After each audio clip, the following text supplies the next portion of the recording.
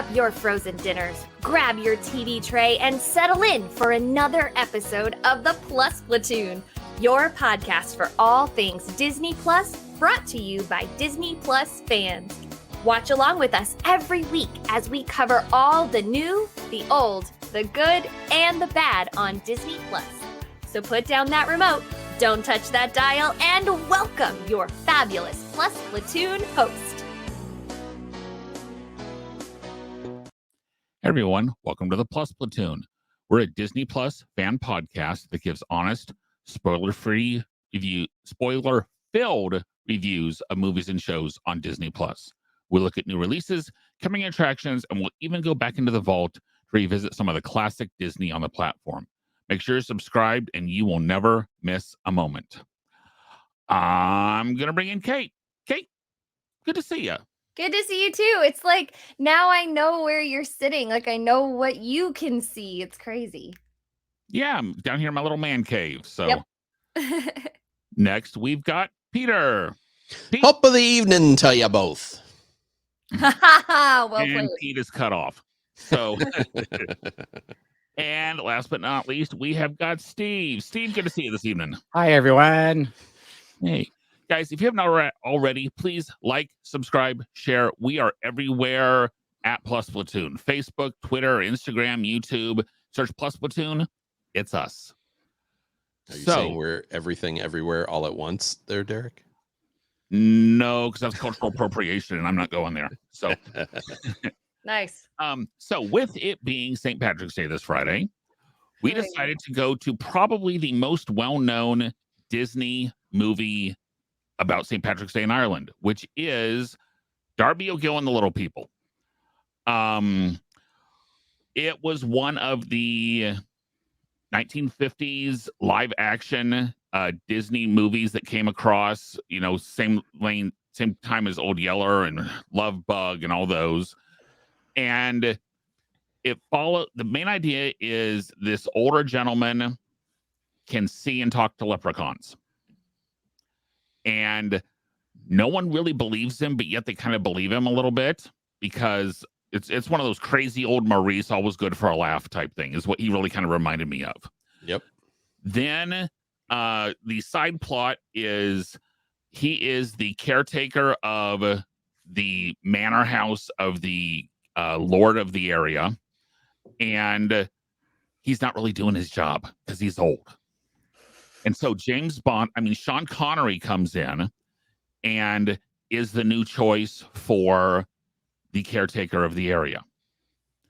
Well, as there always is, there's a girl. It's Darby's granddaughter. No, his daughter. His daughter. Yeah, it's his daughter. The age difference on that was a little rough.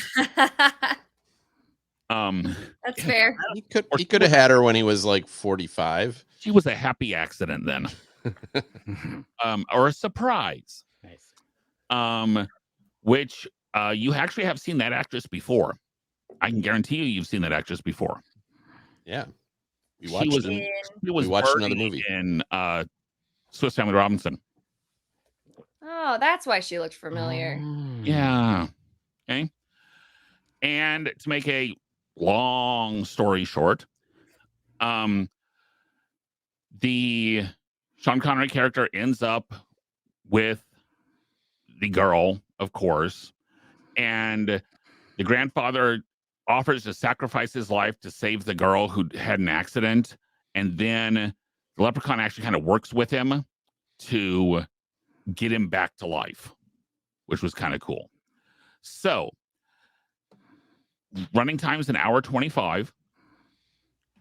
And Pete, I'm going to start with you on this one. What if this had the luck of the Irish? James Bond sings. Yes, he does.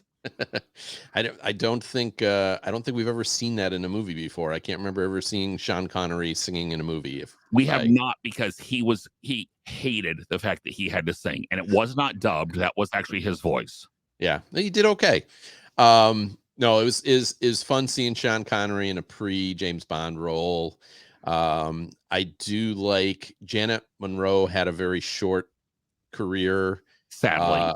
sadly, she died at a pretty young age. But she was also in Third Man on the Mountain. She was in a few Disney movies. Yeah. She was also in this really one of my favorite cheesy 50s horror movies called The Crawling Eye, where it's set in like the Swiss mountains, and there's these giant eyeballs, and it's really bad. But so I like her a lot.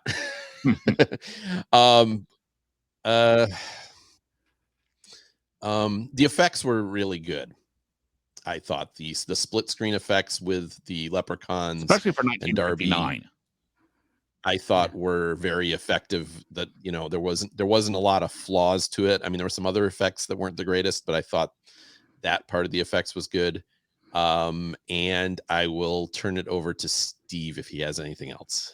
I'm going to add, I feel like the special effects, except for the banshee near the end, seems a little outdated, held up really well. And again, like Derek, you said, considering it's from 1959, it held up. There's a couple moments where it was like, you need to work on that.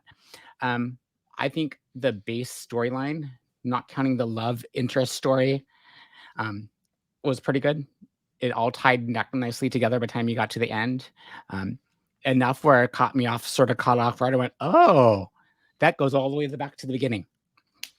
Yeah. Yes. So, Derek, what would you say? I would agree with the effects. They actually did some reading. They actually did a lot of the leprechaun and the and Darby O'Gill scenes it was actually a practical effect where he was just that much closer to the camera. And so they would play against each other rather than it being a true split screen. He was playing here and the king was way back here but they were lined up, so they were talking. You can kind of tell that, like when he was walking along with the little dancing leprechauns, you can see the edge of of the platform essentially he was walking on down to the actual leprechauns. So I love that part of it.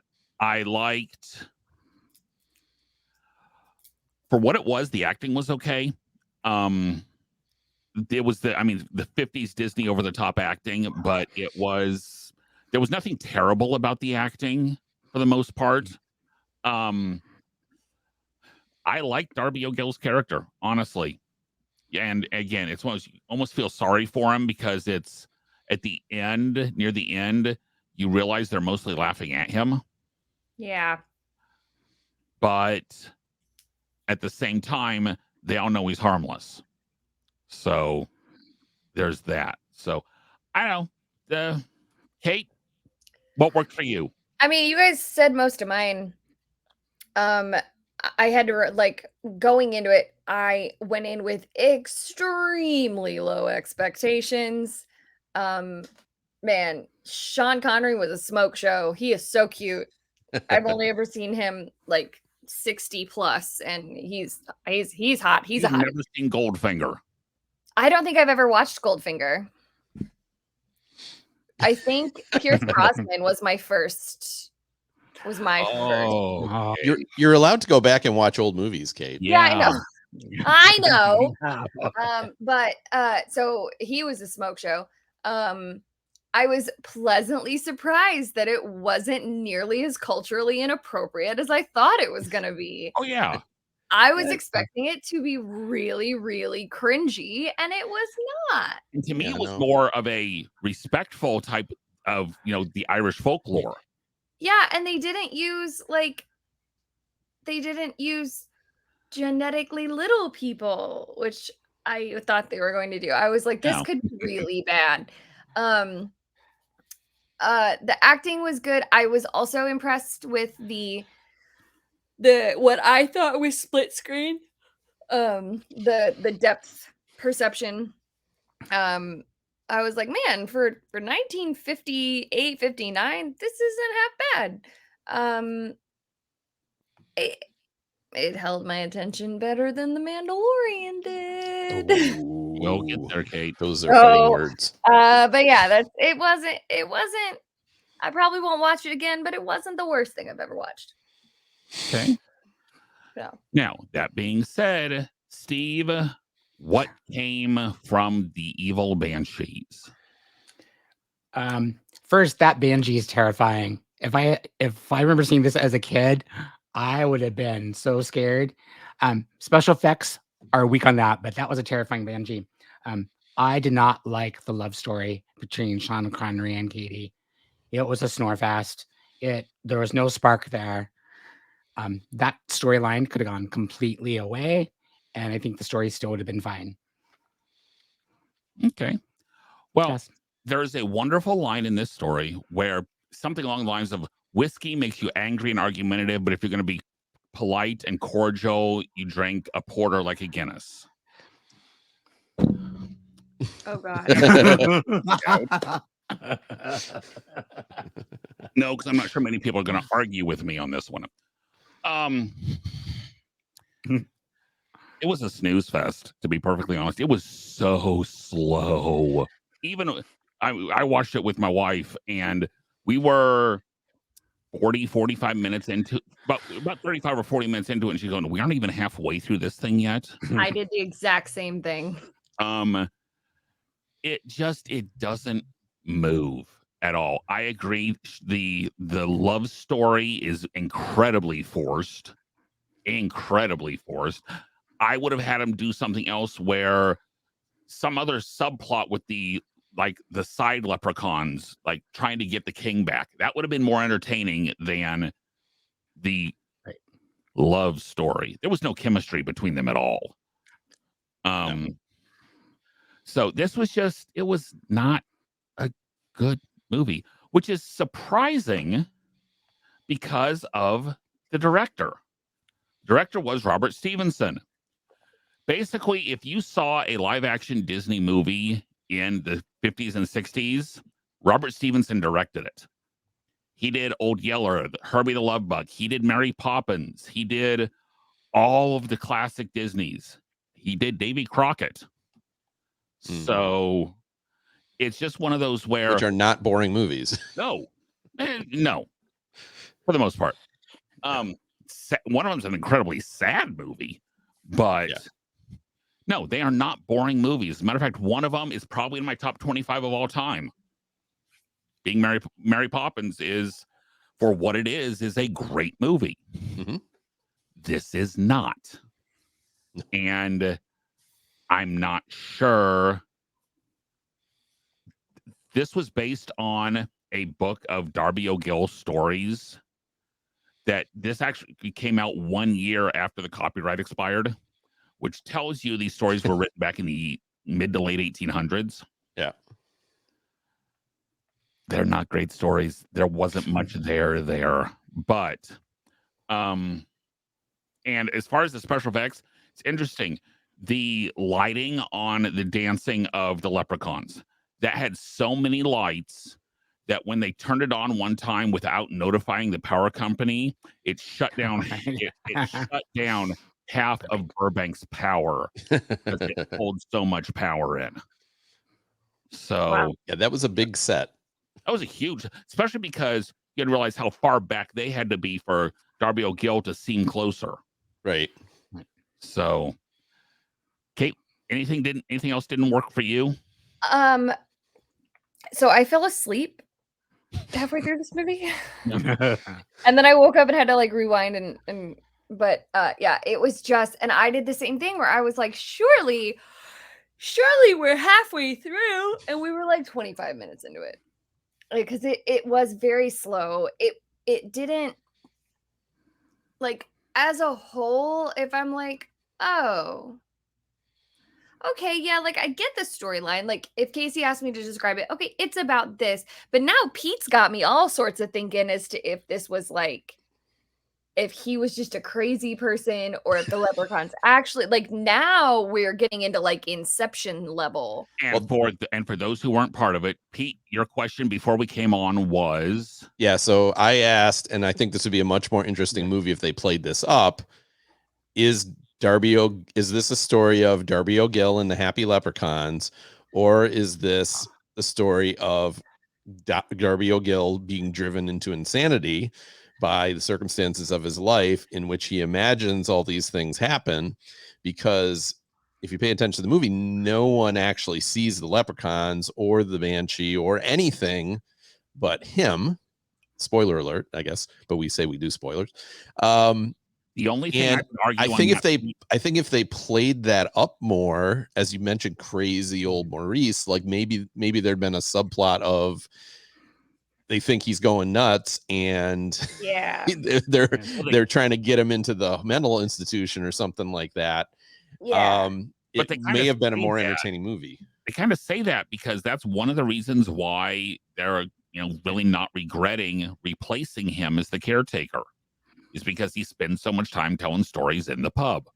Well, yeah, and they imply that like some people believe him, some people don't believe him, but they just kind of take him as the crackpot or whatever.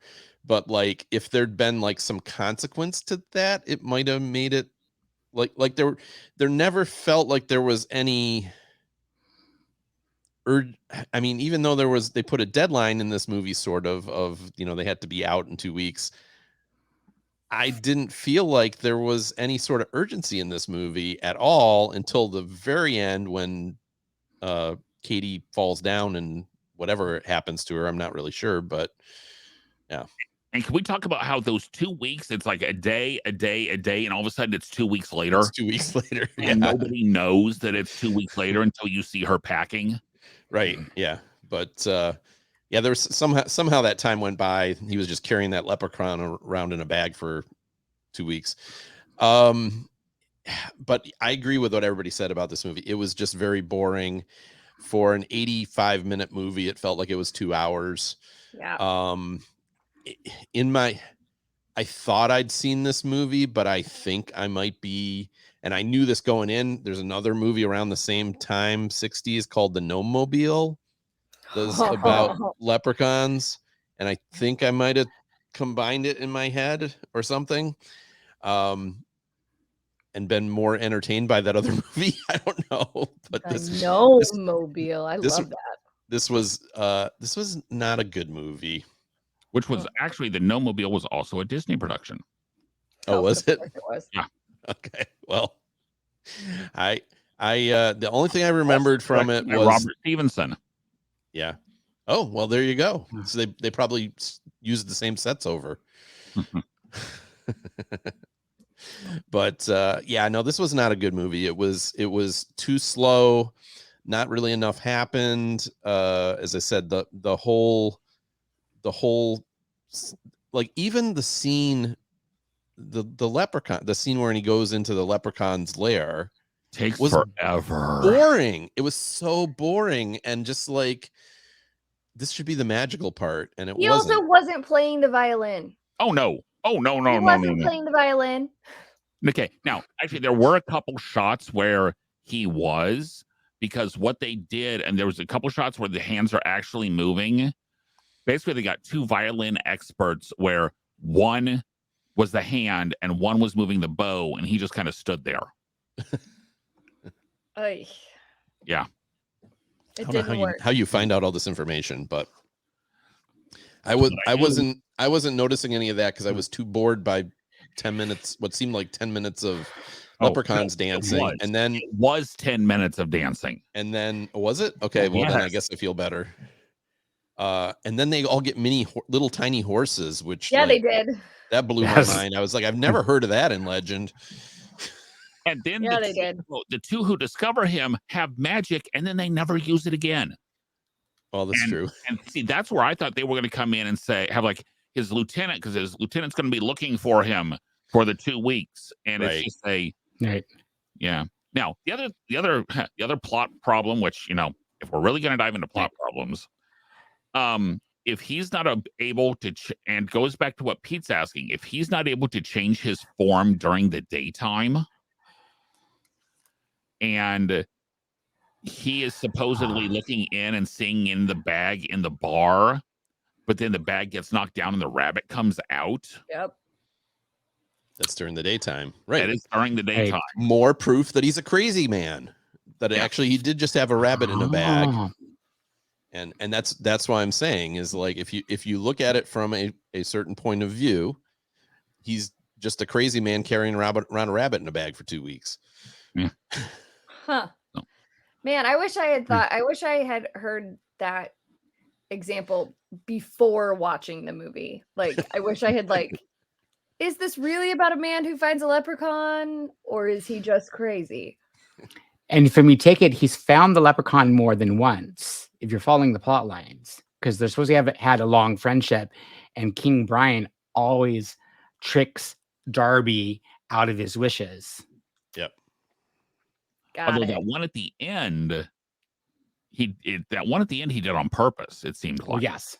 Right. Well, Yeah, yes. To save him. But Darby did not know that. But you think by then, yes. Yeah. You would think he would learn. If you see a leprechaun, but only even 3. but there's even like implications that he's crazy because like at the end they say, yeah, they found you in the mud next to the carriage. Yeah. You know, you weren't going anywhere. You're just. So I said, I wish they'd played that up more. I think it would have made for a more interesting movie, though probably slightly more disturbing. Yeah. Yep, Okay. I would agree. And we not only did we have crazy old Maurice, we had Gaston in this movie too. We did have Gaston in this movie too. Yes. And the Beast is Sean Connery. Yep. That's how it would work. Yeah. Okay. As we always do, He's pretty hairy. We rate every movie that we watch out of 5 cups of pixie dust. Kate, I'm going to start with you. What would you give this rating out of 5? Oh, I'll give it a 2. Yeah, two was in my mind. I didn't feel violently offended by watching it, but I wouldn't watch it again. Yeah, 2. Meh. It's straight 2s, guys. It's a 2 across the board. That Yeah. tracks. Now we all agree. Yeah, that's not very often. Movie. It's not the worst we've seen, but it's not a good movie. It's not one to go out and watch. There are other much better movies on Disney Plus. Luck of the Irish. Yeah, if you're an early Disney completist, sure, but yeah, there's way better ones than this, or have been from those early days, or have been talked into it by all those Disneyland people saying, "Oh, his house is at Disneyland." Actually, that's not his house. Disneyland. That's not his house. That's the little man. That's the little house. The little man house at Disneyland next to Indiana Jones is from a Donald Duck golden book. The little man of Disneyland. They were saying it was Darby O'Malley's house, O'Leary's house. Oh, King Brian's house. Brian's house. No, I've heard that it was though. Yeah, and it's one of those where, don't watch this, guys. We watched it so you don't have to. For sure. Let's go look at the house. So, okay. This week in season 3 of The Mandalorian, which is the other show we've been covering, we had chapter 18. In chapter 18, he goes to the mines of Mandalore and finds the living waters. Pete, what were your thoughts on this episode? Well, I like this a lot better in the first episode. It felt like it was actually moving the story forward, which the first episode did not. It felt a little drawn out, but I did kind of like the little subplot where Grogu has to go and track Mandalorian. The Mandalorian gets captured by a predator. Spider-Bot. I don't know. Spider-Bot. Yeah, something. We don't even know what that is. So that's nothing Star Warsy that we've seen before, I don't think. But Gina's not here to confirm that. She would know for certain, but I don't think we've seen a creature like that before. But anyways, he goes and gets how do I not remember her name now? Bo-Katan. Bo-Katan, that's it. Yeah. Basically he goes to the planet, finds out that there's still oxygen there, that you can breathe. It's fine to go down to the mines. He goes in, he gets captured. Baby Yoda escapes, takes the ship back to Bo-Katan. She, even though she's all pissed at Mando, she decides to go and rescue him anyways. And she saves the day, of course. And then she still takes him. She's way too nice to this guy. She still takes him to the mines of the waters of Mandalore. And I don't know if this was intentional, but saves him again, by the way. Well, yes, and saves him. She saves him multiple times, but there's like she's like, okay, I'm going to take you there, and then there's like a plaque there, and all I could think of is this is clearly a tourist attraction that like his cult sect thinks it's this magical place, but it's actually just like for tourists on Mandalore to go look at the magical waters of Mandalore. But then at the very end, he is dragged down or falls down into the water. He's drugged down by Beowulf. Oh, sorry. Yeah. I mean, that's what it had to feel for me, is this creature that was supposedly dead, this magic creature, right? And it sucks him down and throws him all the way to the bottom, and we come to find out the creature's not dead. Yes, so that's a mythosaur, and the story of Mandalore is that Mandalore was founded by, or the first king of Mandalore defeated the mythosaur in the minds of, and supposedly mythosaurs they're kind of mythical creatures that they're extinct anyways. It's so right. Well, kind of, yeah. No, it is. And I mean, the king goes and kills the monster, right, and ends up getting hurt by another monster that's very, very similar. So, right. So, so it's I think this whole plot is going to be about reuniting the Mandalores, and so Bo-Katan essentially sees the mythosaur because I think Mando is unconscious. But she's got to be thinking like, holy cow, we can, because from the first episode, she's all pissed off at the other Mandalorians that they all want to, like, they're all very culty.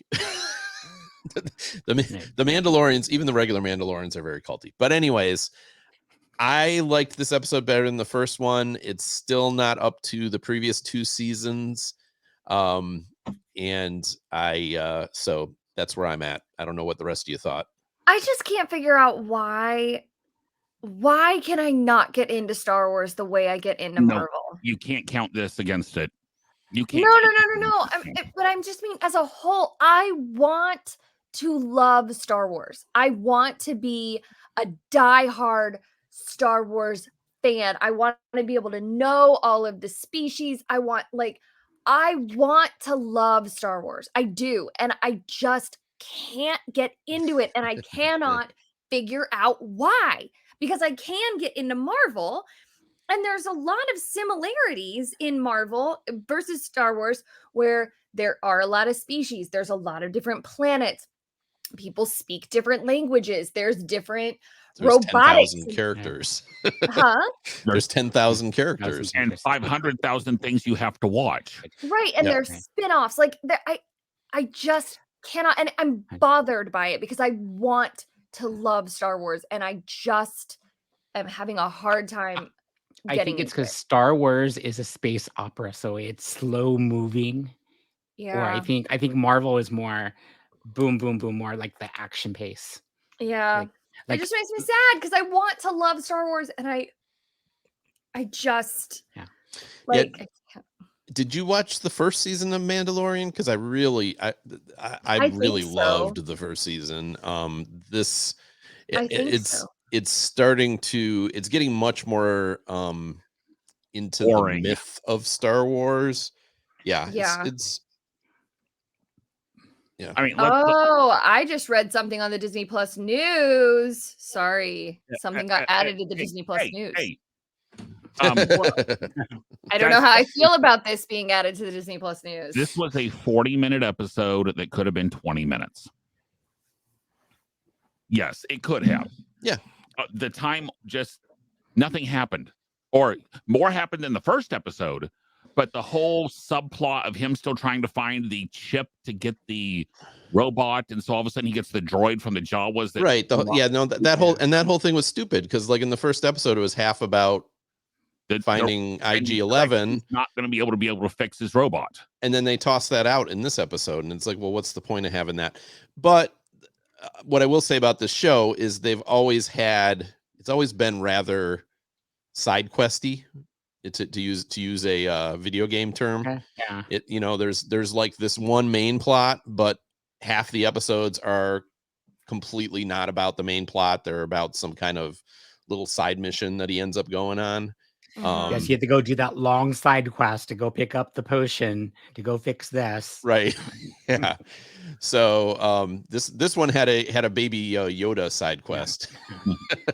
Although we talk about how, okay, and correct me if I'm wrong, which I'm sure I am, the only person who's supposed to be able to wield the Darksaber well is its rightful owner. Am I correct on that, Pete? So, yes. So Okay, right. so if the answer is yes, you'll Then notice she's the owner. Mandalorian struggles with controlling it. Yes. Bo-Katan picks it up, and all of a sudden she's, flopping it all around like Obi-Wan Kenobi. I mean, Yes. okay, young Obi-Wan Kenobi, not old Obi-Wan Kenobi. So, Yes. I mean, to me, that's one of those moments where, wait a minute, this should be Bo-Katan's. Yeah. Well, So- and But isn't she, the legend she has to win it in battle, or it has That- to be given to her? she has to win it in battle. Okay. Yeah. In fact, again, we're going back to the cartoons, but she was given it at one point. She had the Darksaber at one point, but it was given to her. Mm. And because of that, she wasn't really respected. So Oh, that's another reason that she was kind of pissed that he won it. And maybe that's where obviously- it's going. She's going to be the rightful ruler of Mandalore by the end of the season. Well, and I don't think Kal-El or whatever his name is. Jin. Oh, but yes, guys, Kal-El, Superman's dad. So anyway, Yes. but I don't think the Mandalorian will fight her for it. I think he would give it to her at the end of the season. I think that's what's going to happen. Is he's going to end up giving her, because now he has swummed. Swim. Right. So in these living waters. So Right. now he is in theory back with his super dark cult. his cult, right? Well, again, Unless she takes her helmet off. I've still thought all along that this season is going to be about reuniting the clans of Mandalore, so to speak. Oh yeah. So, part of that is what are they called now? The Children of something? Children of the Corn? Watch. Oh, Children of the Watch, they're called. They're not called the Children Death of Watch the anymore. Corn. Children of the Corn, yeah. Totally different movie. Totally Ooh, different. that would be a change. So, and I think one of the problems with this show that they avoided in the first season and most of the second season is there's a lot of lore to the Mandalorians in Star Wars, but it's mostly in the animated shows. So a lot of people don't know it. And now they're kind of need to know it to enjoy the first two seasons. right. You didn't need to know it to enjoy the first two seasons, but I think now they're getting into the weeds. And if you've seen all that stuff, you go, oh yeah, this is okay. But if you haven't seen it, I think it's getting a little too Insidey. yes. Yeah.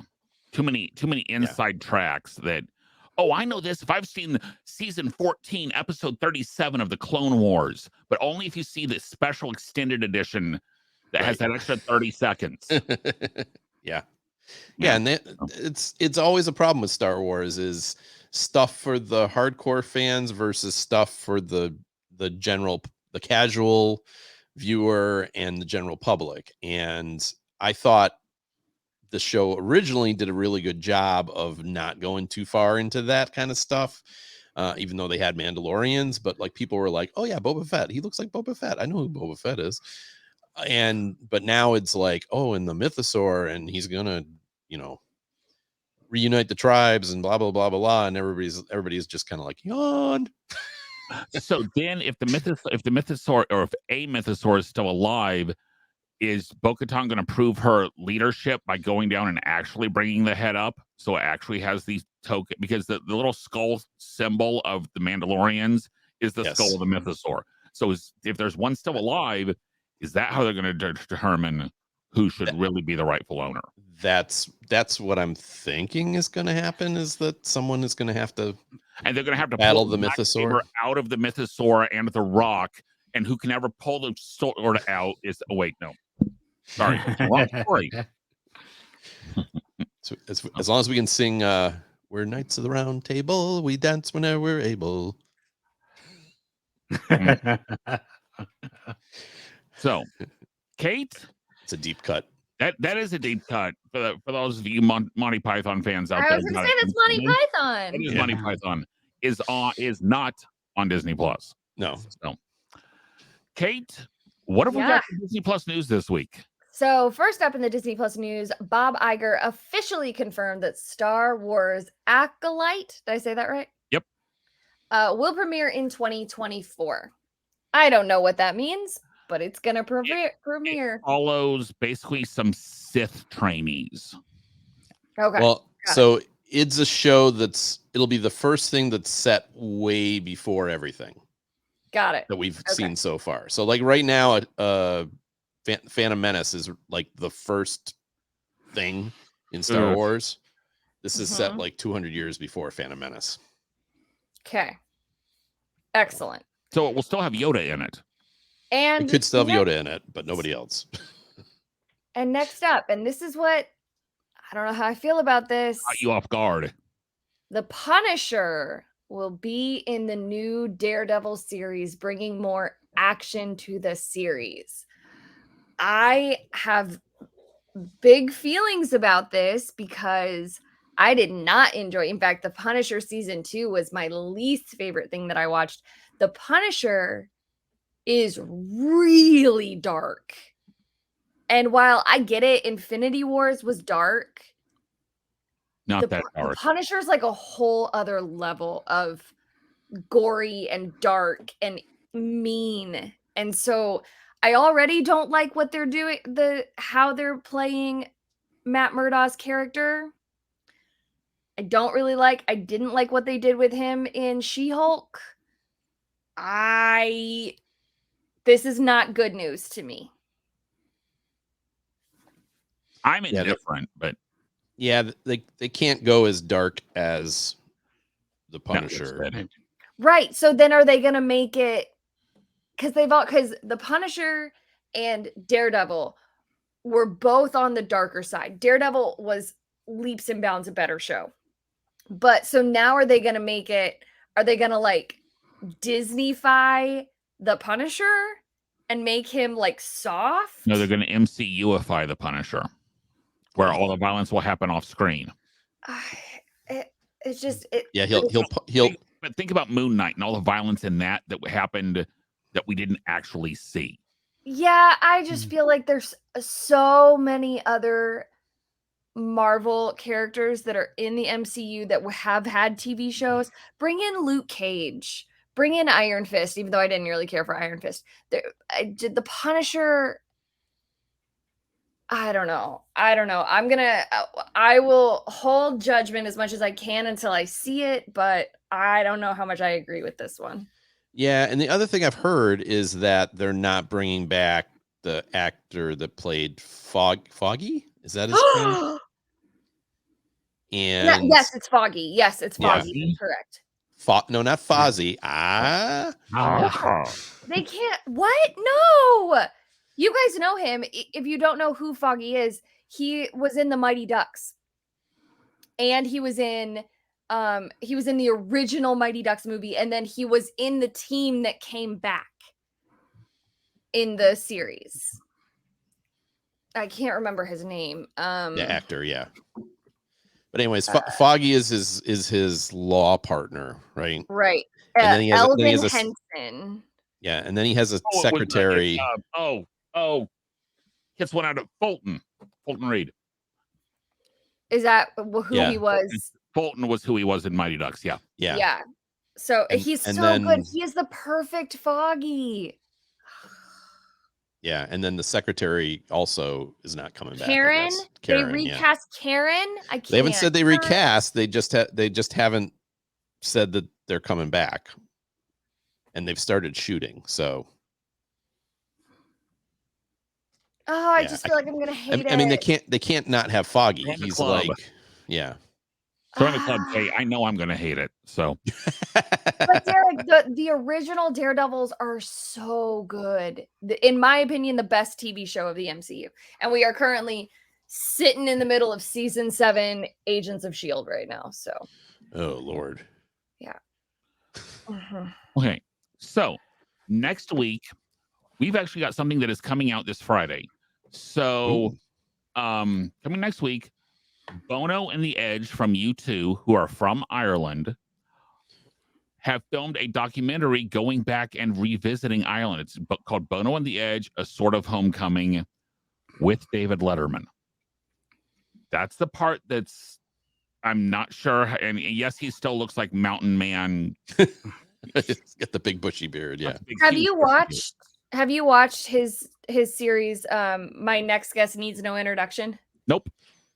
It's actually pretty good. Some of them, not all of them, but some of them are pretty good. Okay. So this is what we're watching. Guys, I have no idea what this is going to be. I don't know if it's going to be music focused. I don't know if it's going to be personality and location focused. I have no idea. I just know it's about Ireland and the Irish musicians, and it's coming out on St. Patrick's Day, which is this coming Friday. So, and Yeah, we're for those that know their U2, A Sort of Homecoming is the name of one of their songs on the album Unforgettable Fire. I was a pretty big U2 fan back in the day. Okay. So I will admit I was not, but some other stuff's okay. Some other stuff is okay, yawn. So I know. I guess I still haven't found what I'm looking for. Oh, Well played.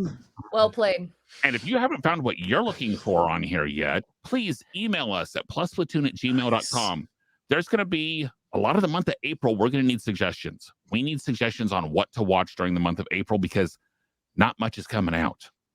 So, I mean, because let's face it, we can't do a whole episode on a Mandalorian show because, gosh, we can't do a whole episode on a Mandalorian show. Nobody wants us to do a whole episode. We don't need to talk about it for 40 minutes for sure. So if you got suggestions, please email us plusplatoon@gmail.com. We are on Facebook, YouTube, Twitter, Instagram, everywhere at plusplatoon. We have new episodes coming out every Thursday on YouTube and all major podcasting services. Make sure you're subscribed and you will never miss an episode. Kate, Pete, Steve, thank you so much. And we will see everyone next week. Bye, guys. Howdy, howdy, howdy. Bye. Thanks for watching this week's episode of the Plus Platoon. Be sure to subscribe to the Plus Platoon podcast to keep getting great content each week. Then head over to Apple Podcast and leave those 5-star reviews as they help make the Plus Platoon visible to even more Disney Plus fans. Also, go to YouTube and like and subscribe to the Plus Platoon channel, where you can watch all future episodes live. If you have a question for the Plus Platoon, please send us an email to plusplatoon@gmail.com or connect with us on Facebook, Twitter, or Instagram @plusplatoon. The Plus Platoon is a Disney Plus fan podcast and is not affiliated with the Walt Disney Company or the Disney Plus streaming service.